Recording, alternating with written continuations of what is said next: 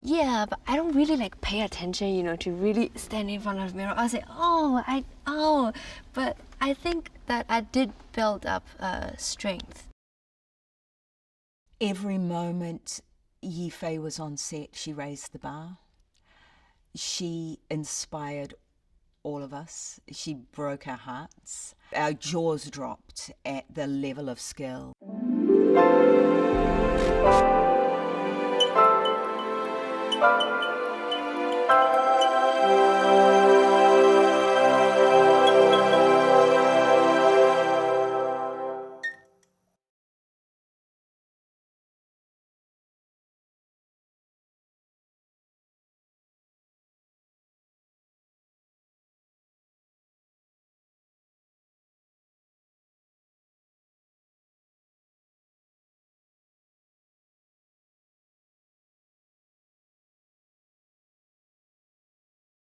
I wanted to see how much more I can do as an actress and what are my abilities. I want to discover more, and learn more skills and feel more.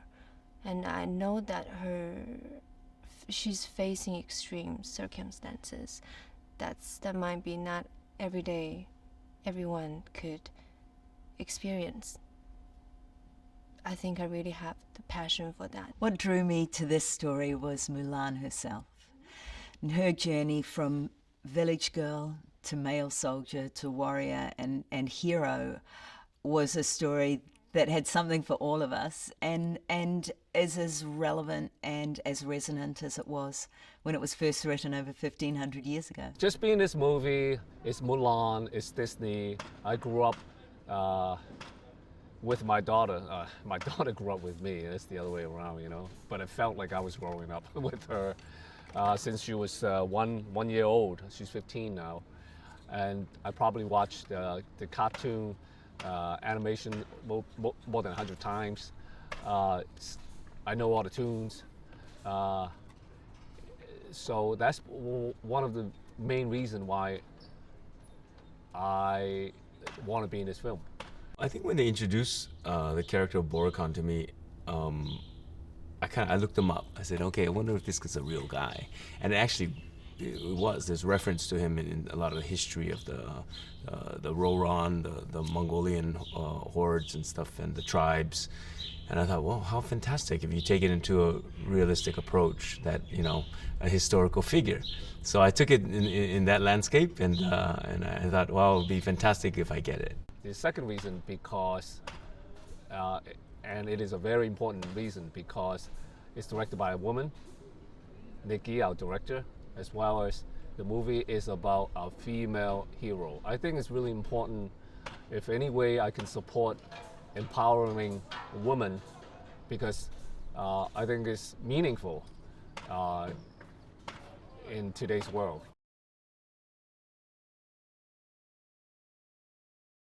Mulan's about a young girl, disguising herself as a young soldier in order to protect her father, her family, as well as whole of China. And when she finally becomes true and reveals who she really is, she becomes the best warrior in all of China. The tone of this movie is really, I think, the courage and the compassion that the Mulan character has, and that she makes a decision which sets her out on this adventure that could end up poorly or could end up, heroically, and it depends. But I think that the drama lies in her encounters and her stumbles and things with that. She's discovering herself, not on the surface, but deep inside. When she thinks that maybe the perfect her in other people's eyes is that way, but then you realize eventually you can be that, and you can be more than that. It's very uplifting, and I think she becomes sort of this aspiration, and I think that's a good place to finish, with an odyssey like that.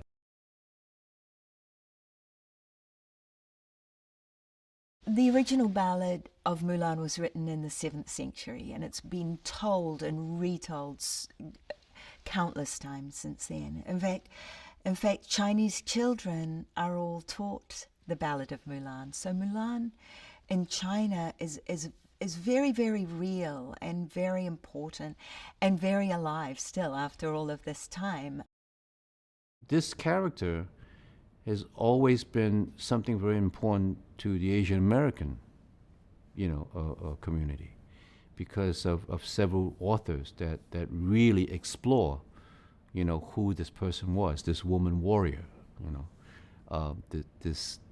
and Maxine Howard Kingston was one of those people who wrote the book The Woman Warrior, and David Henry Hwang, who's written plays about the woman warrior. It's such an honor and a thrill and a tremendous responsibility to bring her to life in a new way, in a new time, and I'm so excited for audiences to experience this new vision of Mulan. It became something that's within our psyche, within our consciousness, and because of its prominence, we feel that it's important to tell the story properly. And I think we here have that opportunity to do so.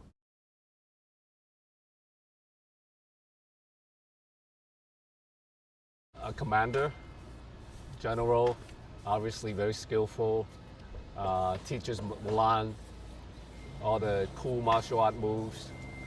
Kind of like her mentor, teacher, father figure. Boracon is a bit of a vigilante freedom fighter who is trying to regain his culture and his land back, and also avenge his father's death. So there's a lot of effort for him to get the tribal elders from the other tribes together so that they can unify. I think there's a certain bond between these two characters, obviously to be her mentor, or her character sees something in this character, Commander Tong, not only for his skill but also for his wisdom, something that he stand as a father figure to her, away from the actual father. Hong Hui and Mulan start off on the wrong foot in the conscription camp, but throughout the journey of the training, Hong Hui kind of sees something in Mulan that other boys they don't have it. It's that inner leadership quality and the perseverance and how composed she is, really. So he sees something in her that he goes, yeah, there's something special about this young dude.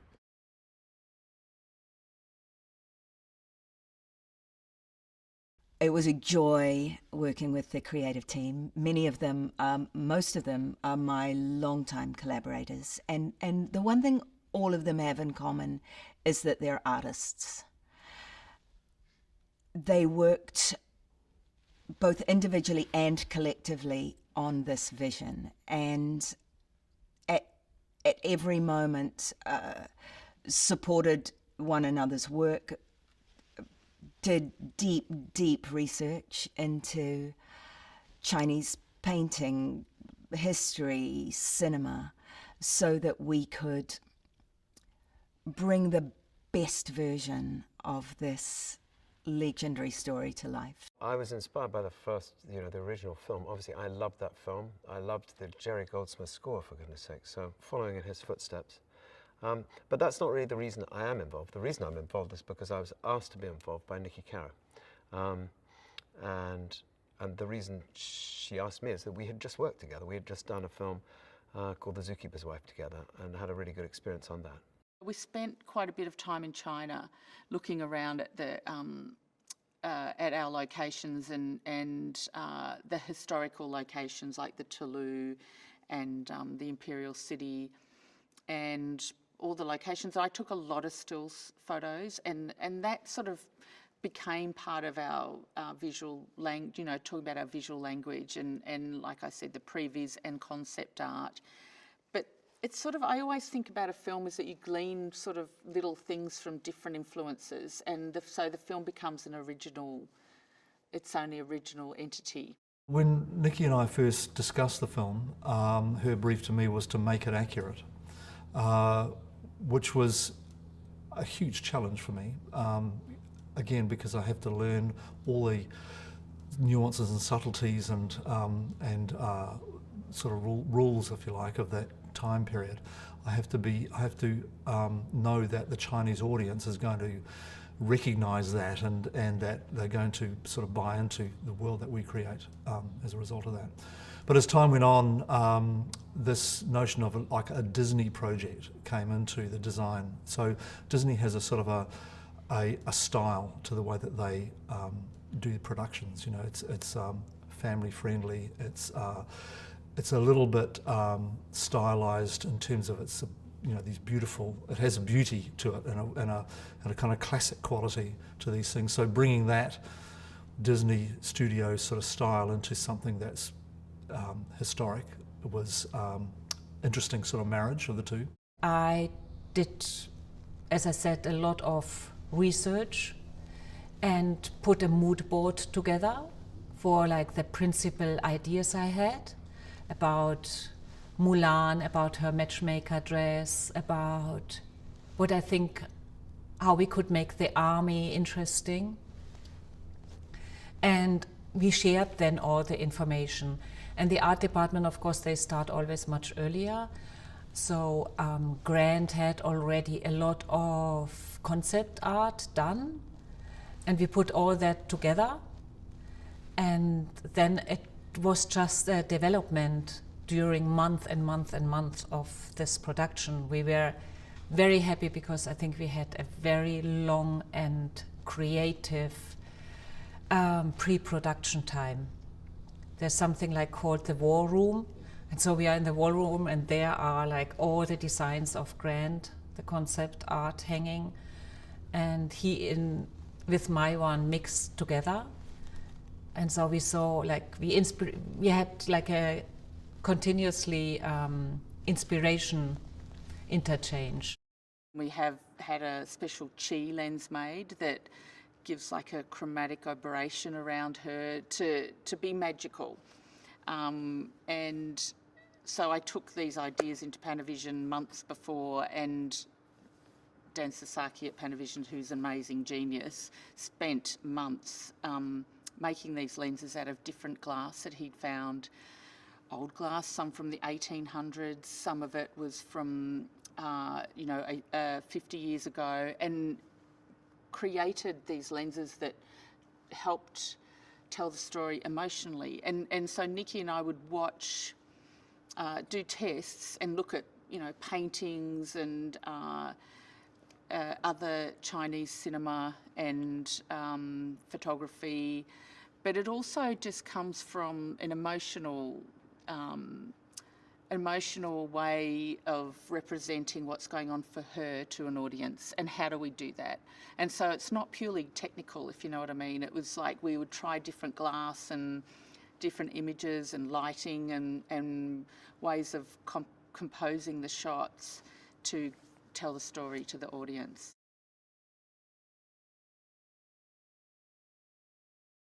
Every moment Yifei was on set, she raised the bar. She inspired all of us. She broke our hearts, and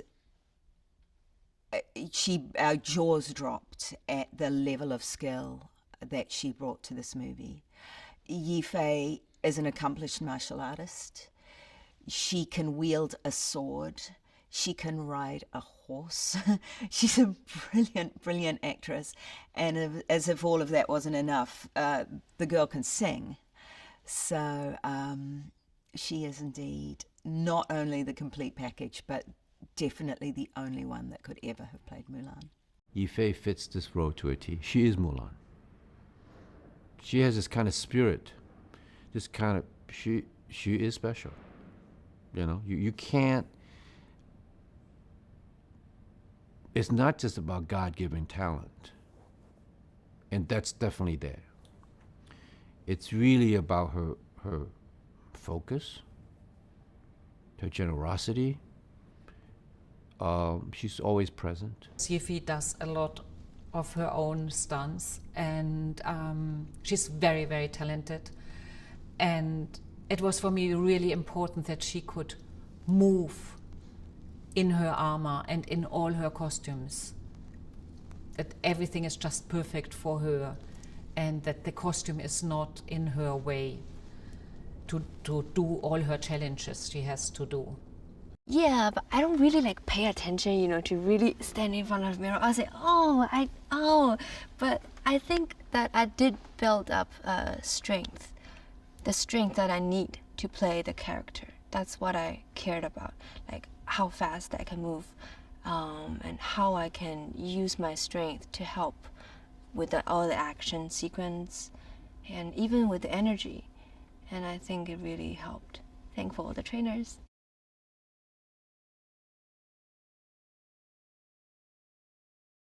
And it was really cool being a part of like basically all Asian cast, and there's that immediate chemistry within all of us. Going, hey, I know your background, you know my background, I know how you grew up, pretty much the same way, you know, Asian parents and whatnot.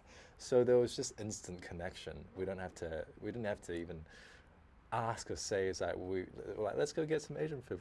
We all love Asian food. I think everyone is just so perfect for their role. I have to say that Jed, I worked with him maybe 10 or 12 years ago. It's so good to see him again. He's really the perfect person for the Emperor. It was a career highlight to work with Jet Li. He brings to the role of the Emperor all the gravitas that you would expect in the Son of Heaven, but he also brings tremendous heart and soul and action, so that when Jet Li's Emperor leaves the throne to protect his people, you know it is going to go down. We bonded a lot over food and just hang out and stuff like that. And between me and the boys, like June, Jimmy, Dua, Chen, and Vincent, there's a lot of, you know, instant bonding, there's brotherly bickering, but at the end of the day, we love each other. We're like brothers. And Gong Li, oh my gosh, she is my godness. I'm a fan. I couldn't believe that this time I'll be work. I get the opportunity to be work with her. So I was so excited, and on set I always wanted to chat to her, but I have to remind myself that I have to focus on my work.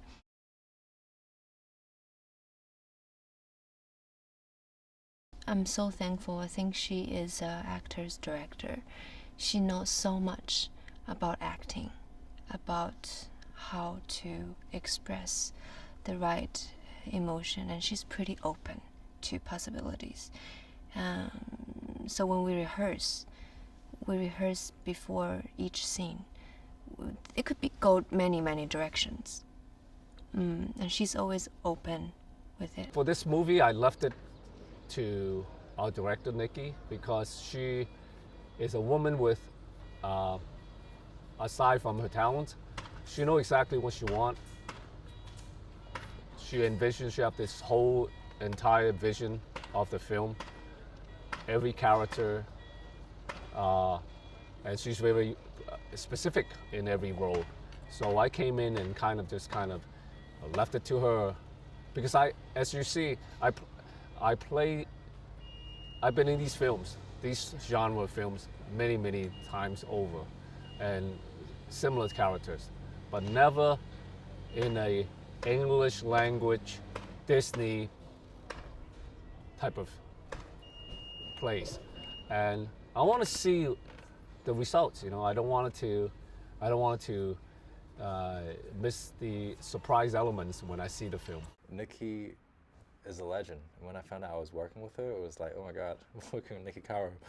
And being with her on set, she knows exactly what she wants. You know, her vision is so precise. It just makes me feel very confident as an actor to know that I'm on a set And I trust this director so much because she knows what she wants. Because she's a Kiwi and she's from Aotearoa, or New Zealand. She had a heavy influence from the Maori warriors, and so I think she was thinking back to how she could bring that type of chi, or that that type of mana, as we say in Pacific Islands, to the character. And I think she was really engaged, and she set me up with a kapahaka master who trains in Maori martial arts, and sent me to him for a weekend. And so I spent a weekend down in Rotorua, training with him and getting to know some of the Maori warrior ways, and the mindset that they had for before they went into battle. And a lot of times they battled to the death, so it brought into a very real place, and I think that was very impacting, to get into the psychology and the mindset that she's looking for. Niki is so generous, She's not one of those people who will sit there and go, okay, I'm going to dictate what this character should be. Everything she does is from a discussion, and she's very clever that way. She's very inclusive. She makes you feel that that you are part of this creative process, and we explore different ways of presenting a particular scene. There's no right or wrong about presenting a particular scene.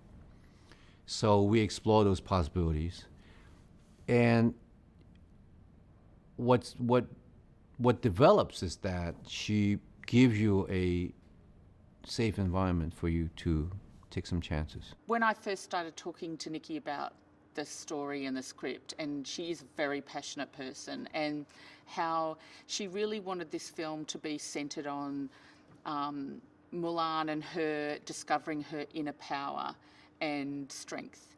And so the way we approached it was how we were going to tell that story to the audience in a visual sense. And so one of the most special things about this movie, I think, was one of the first things we talked about was that there's battle sequences in this film, but we didn't want them to be generic or bloodthirsty.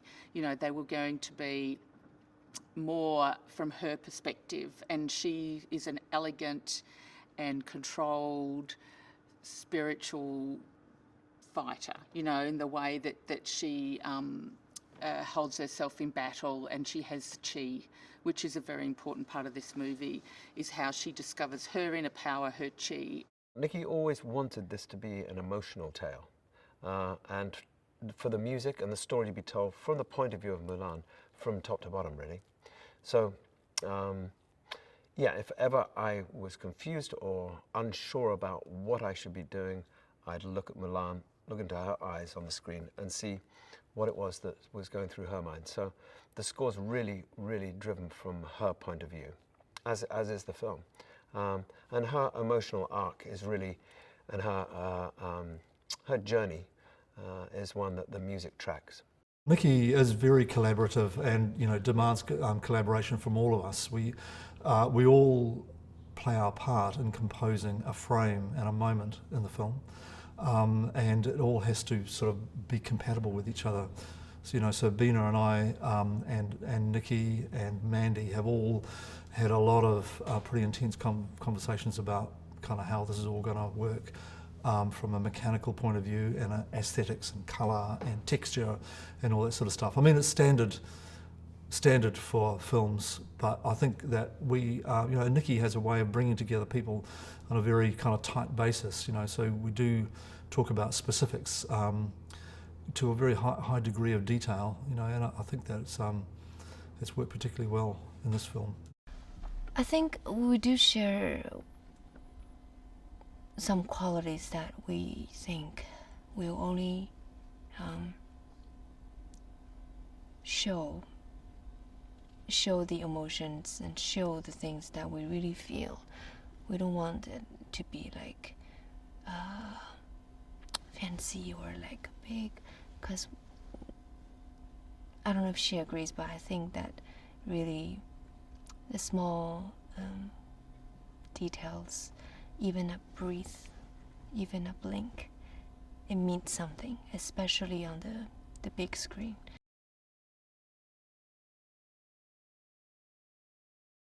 The vision for Mulan was to tell this story in the most epic and emotional way, but in a very real way, with an updated vision, obviously, in canvas. The film has a huge scope and scale, and but I think for me, it's an exciting challenge rather than daunting in any way, because it's like I just have to think of things bigger and more organised, because we have huge crews and we've got 2-3 units running, and just being on top of all that and having a consistency in the look of the film, but on a big scale, controlling the light, having hundreds of extras all at once in frame and working out how we're going to be particularly lining them up and shooting them. I think it's a great challenge, and I think we did a really good job because we were really organised. I'd say that if the score can be unique, it's because of the film is pretty unique. You know, the film has everything that you expect from a sort of epic, but a little bit more than that because of Niki being the director. I think she brings to it more than it being an action epic adventure. It's got a huge heart to it, and a good sense of humour where it needs to as well. I'm very pleased to have built these very big sets, and some of them are self-contained. Inside of the Toulouse, it's a 360-degree set, so we can shoot any direction. The various garrisons, the mountain garrison and the desert garrisons, we were only able to build a part of them because they're so huge. So, you know, we're obviously very reliant on visual effects to add in the rest of it, and Niki hasn't been shy about seeing the rest of it as well. So, you know, with production design, we end up building, we end up designing as much as we possibly can. Some of it becomes a physical set, and some of it becomes extended on to become a virtual extension of that. So, you know, we've done our best to design all these sets as a production designer.